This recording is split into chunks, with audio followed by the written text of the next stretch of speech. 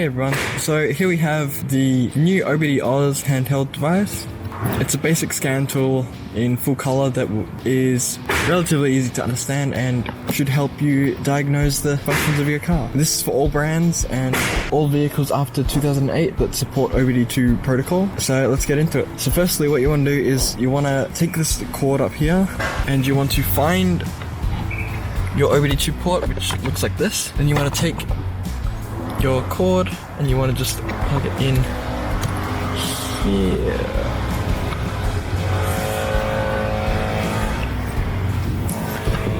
And that should power that on. So as you can see, we've got OBD2/OBD. We've got a data stream, a library where you can search up different codes, reviewing previous tests, testing your battery voltage, and your settings. What we're going to do first is we're going to do OBD/OBD, which should scan your vehicle.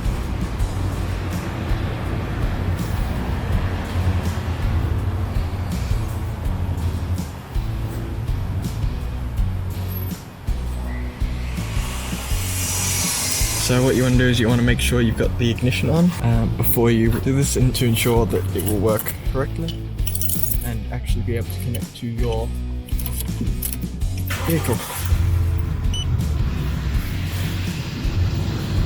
So now that the ignition is on, what we want to do is press that again.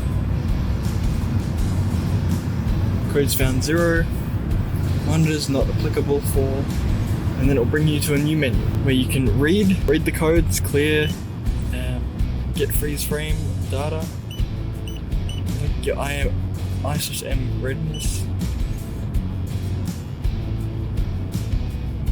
so you can have a look at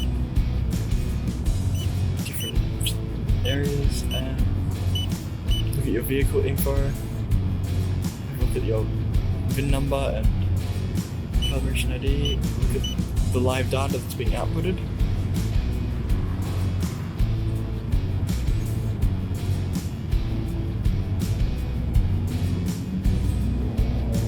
New data. And you can just scroll through. RPM, I'm sitting on 780 roughly for idle, so it will draw that up in a graph. There are quite a few options, so you can have a little play around with that. So you can also view custom data set, so you can see which you can essentially make a multi-graph with it and make it so it's easy to see both, or as many as you choose, instead of having to scroll through quite a number. So if you exit out of that, also have a look at your O2 sensors. Some vehicles may not have this or need this, as you can see. Board monitor. So essentially sections what it reads from your ECU into different areas, so you can have a look at your sensor monitors and see what they're saying. Limits and test values of each.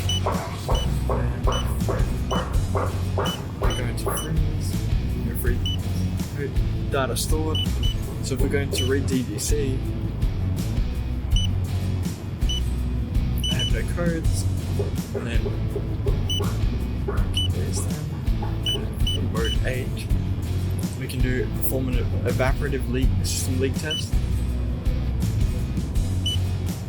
which my car doesn't support.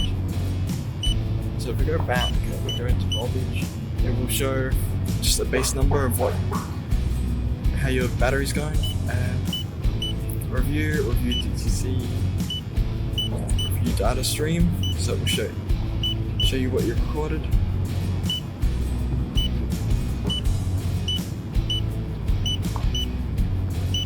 That'll show itself.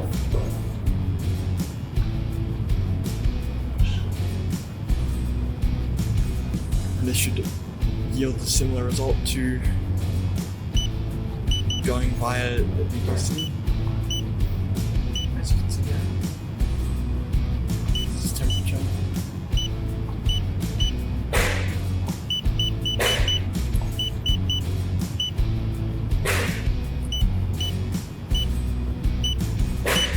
is the DTC lookup. I want to look up.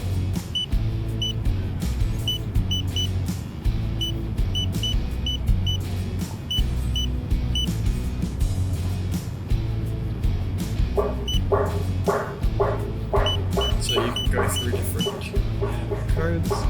So for this I just searched up the EGR since D circuit /numeric, so you can have a look at exactly what some codes are if you're able to find them, and then I'll should be set up so you can change your unit measure, contrast. You can turn the beat off, modify the color scheme if you want it light or dark, update the software. Yeah, so you'll do this by connecting it with a USB cable down at the bottom and then dragging a new file on here.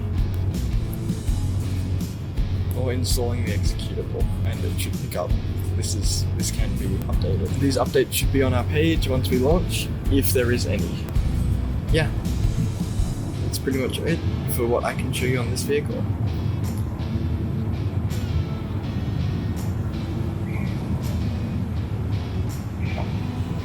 Some of these will work better with yours. In general, this is what you can expect, and just make sure that your model supports some of these functions if you're looking for, say, O2 sensors or specific evaporative system leak test or anything specific like that. However, if you're looking for system specific, like we saw in the DTC lookup, I will recommend that you grab one of our full system scanners specific to your car, as they will have specific functions for each vehicle brand inbuilt. Alrighty, thank you.